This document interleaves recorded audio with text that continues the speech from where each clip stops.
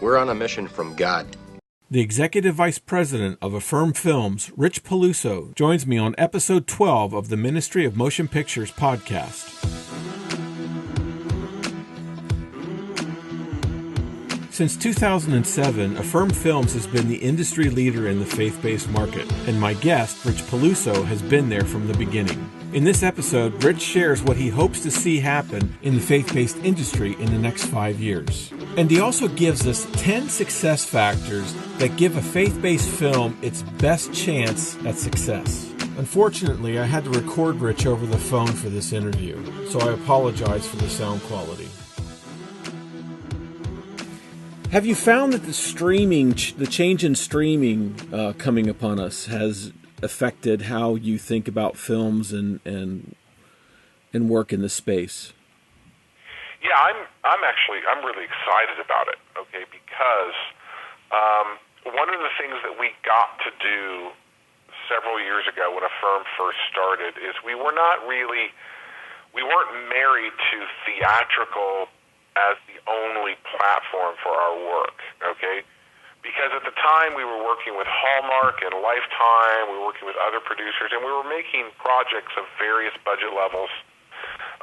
We did Beverly Lewis's Amish fictional stories called The Shunning, and it was a 3-book series, and we did a couple Christmas movies for Hallmark called Mrs. Miracle that were based on a big couple books, and we also did these amazing stories with Jeannie Francis called The Note, which were written by Christian authors, and these were kind of modest budgeted, and they were on Hallmark and Lifetime. And well, what's happened is over the years, these cable channels have changed their business model. They're really not working with studios, so we're boxed out of that.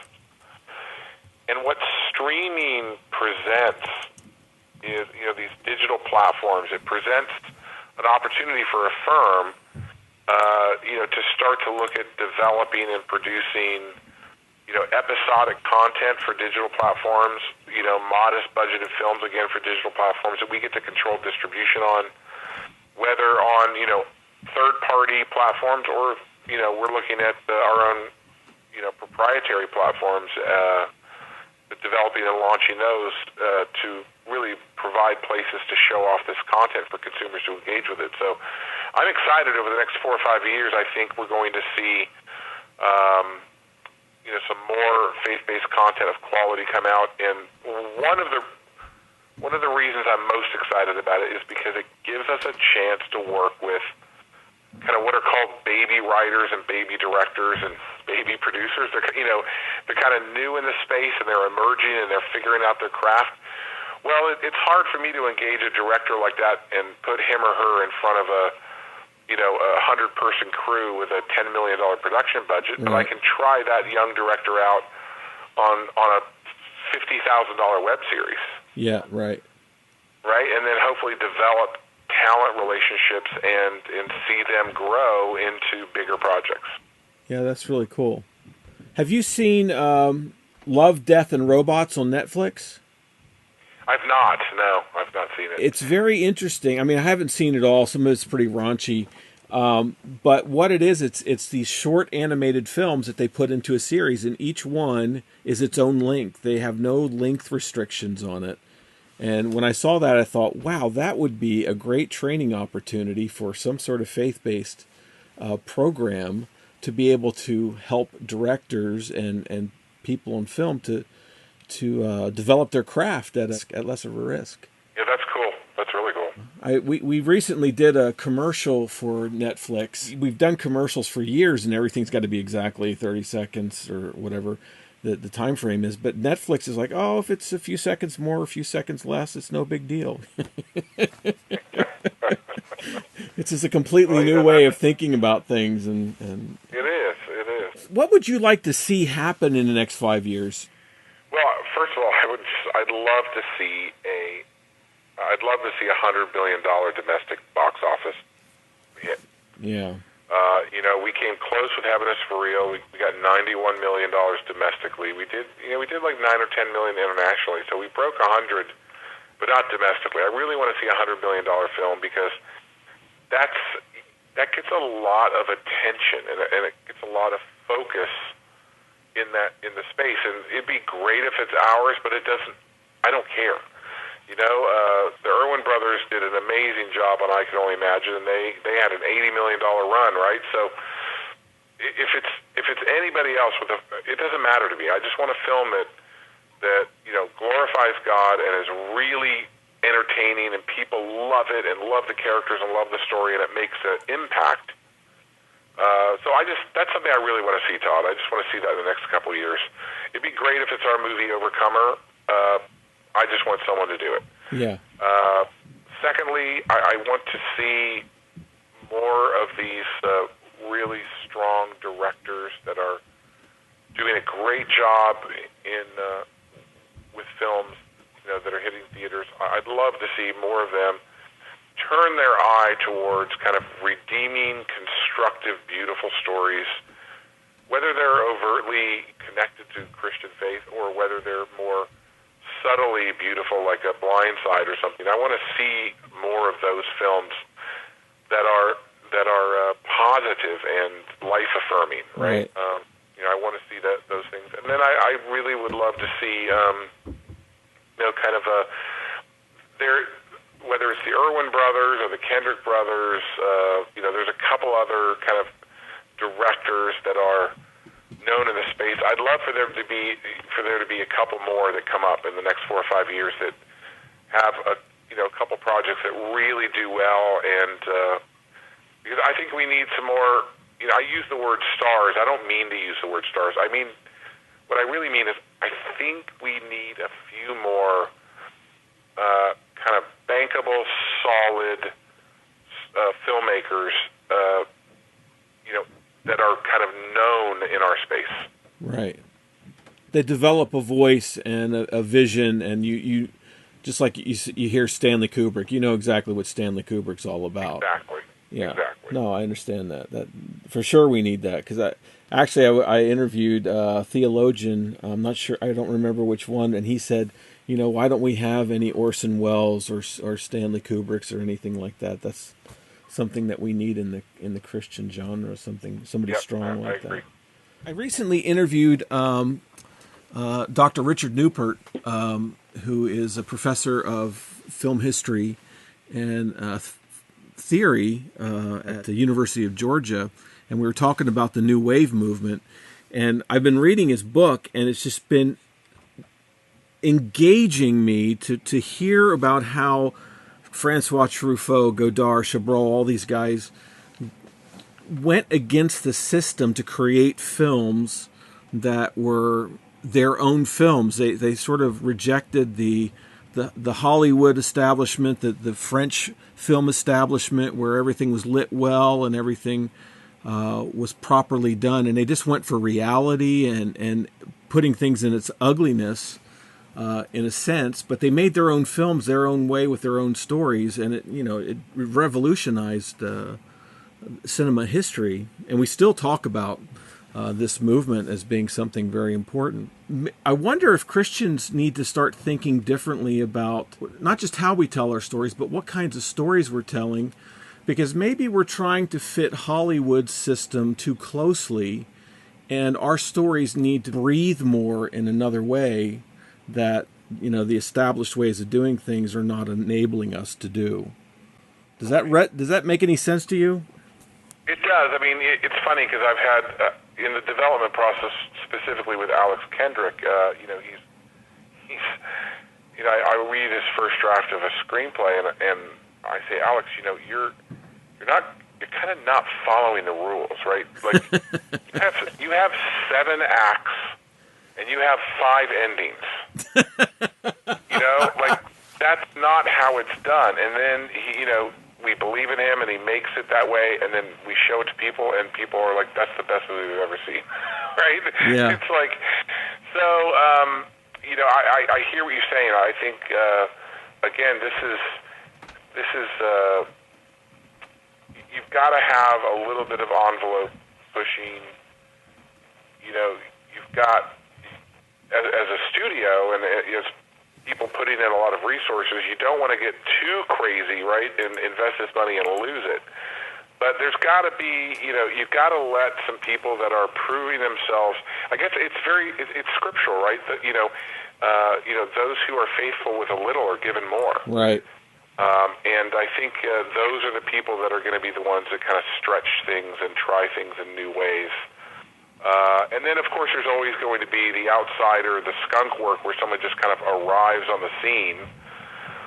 Look in the comedy space. Look what happened with Napoleon Dynamite, right? Yeah. So it shows up, and it almost births kind of a new sub-comedy genre of instead of angst teen, it's awkward teen, right? And so yeah, I think there's always going to be these innovators that kind of pop up, and then there's innovation that's happening with established filmmakers that are finally getting a chance to stretch a little bit, after some success. Now, you told me that you recently spoke at an event where you gave the audience 10 success factors that you use to gauge the potential for any Christian film production. Could you share that with us? Yeah, absolutely. So, it's after years of kind of research and looking and figuring out what are the things that you can find, in common amongst those projects that are working in the theatrical environment. And I've kind of broken it down to 10 success factors. There's 10 things. All right, first of all, there's pedigree. Okay, so pedigree would be like, for example, one of the things that Overcomer will have for it is we get to say it's from the writer and director in the studio that brought you War Room, right? So that's the pedigree. It's some people or story or franchise that brings a certain amount of power to the table from day one with a new film. Then, of course, there's IP strength, okay, the intellectual property or the source material strength. So based on like Hunger Games or Harry Potter or like Heaven is Real, our movie was based on a book that had sold, 7-8 million copies. So it's got built-in awareness, all right? Another success factor is true story, which we've talked about already a little bit. Yeah. Another success factor is zeitgeist, okay, which is kind of the spirit of the times, okay? So we did a little movie called All Saints that was very low budget, but it was very successful, and it dealt with the subject of how do Christians respond to immigrants that are at their door, not dealing with the legal or illegal elements of it, and not dealing with how they got here. It's just dealing with, as believers, how do we respond to them when they're at our door? They're here. What do we do? Right. So Zeitgeist is touching on, I think that's what helped Unplanned, the movie Unplanned. Right. Because it's dealing with an incredibly big, hot cultural topic. Another factor is dating, right? When the movie comes out, there's, for a studio, we have a whole division of people. We spend kind of almost ad nauseum time researching when the right time is to put a film in theaters. Okay. And then there's a success factor I call the slingshot. That is the kind of the external, sometimes unexpected, providential events or partners that come around a film and help propel it. Huh. So for example, with Fireproof, it just happened to be that as we were getting the film, finished in editing, the senior pastor of the church where these young, the Kendrick brothers worked, was elected the president of the Southern Baptist Convention, which is the big Southern Baptist denomination with 18 million members and 40,000 churches. Right. And that summer was the convention, and that pastor was responsible for choosing what the kind of the free time and entertainment segments were for that convention. Well, of course, he picked this movie, right? So 3 months before the movie came out, we had 40,000 Southern Baptist churches have to sit there and watch it at the convention. That was a slingshot element, right? Yeah. That was unplanned, and it was huge. And then the other 4 success factors are all related to the people involved. It's the actor, it's the director, it's the producers, and it's the writer. Okay. And kind of the pedigree or the following that they bring. So those are the success factors. It's what we think about whenever we look at a project, and we try to figure out, how many of those success factors can we build into a project before we commit to it. Oh, that makes sense. So you develop projects from the beginning rather than acquire them, correct? Well, we don't have a set business model. We're open to acquiring content. We just haven't done a lot of it because we've not found, these things to come about on their own. They're kind of out there in the world. We do spend the vast majority of our time finding and securing rights and developing content. But we're always looking, if someone goes out and makes a film, we're very happy to look at it to see if it's something that we might acquire. Okay. Yeah, I think it's getting harder today to do independent films without any kind of distribution, from what we've been finding. And you sort of educated me on that. I totally agree, and kind of what we encourage people to do is, find someone who maybe they're not ready, a distributor or a studio or someone's not ready to jump in, but if there's some interest, if there's some potential connection, stay close to those folks all through the development of the production space, because you might be able to, secure some input or direction from them, which makes it more likely to be something that they would acquire. Oh, interesting. Yeah. I call it coaching from the sidelines, right? It's kind of running alongside the players on the field and throwing some audibles or some ideas on plays into the field, and maybe those players get it to a certain point where you jump into the field and acquire the content. Huh. Is this unique to the faith-based space, or is this also what happens in Hollywood? Oh, I think it happens all the time, all through the business. Oh, okay. There may be an independent filmmaker that really wants to shoot the film a certain way or have a certain talent on it, or and some element of that maybe doesn't really ring right with the distributor or with a production company or studio. Yeah. And so they may say, well, we kind of like it, but we, if you did this, maybe we'd come on board. And that producer or director may say, well, I don't want to do that. I want to do it my way. Right. Right? And so, but they stay close and they go out and do it, and then, my goodness, it works, right? We'll take it. that happens. That happens a lot. Do you find that festivals are helpful to your business? Well, they're very helpful in the industry as a whole, but in the faith-based space, since it's rather small, or relatively small, and we're a giant fish in this tiny pond. Yeah. So there is nothing at festivals that we haven't already seen. Okay. So they're not a key part of what we do at all. Yeah. But certainly in the mainstream festival circuit business, I mean, it is still a viable way for independent filmmakers to get distributors domestically and internationally on board with an independently produced project. Yeah. Now, do you recommend that directors and writers and people like that get agents or managers? Well, that's an interesting question. I've never really thought through that. Maybe it's because we're very accessible. Okay, so there doesn't need to be intercessors. And then we're very content driven. So we don't need a known agent or a known manager or rep to have to introduce content to us. We know what works for us. We're really good at figuring that out. And so, we get pitched content all the time, and we can very quickly assess it and decide if it's something we want to pursue.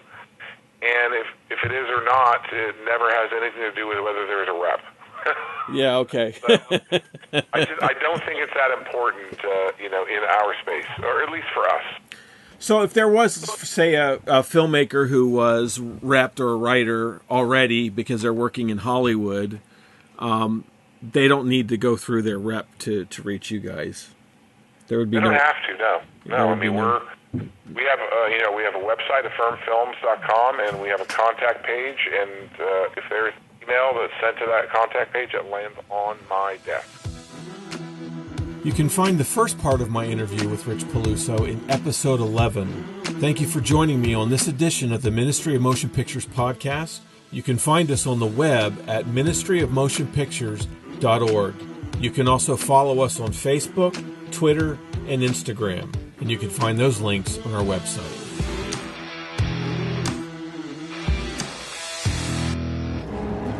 What we do in life echoes in eternity.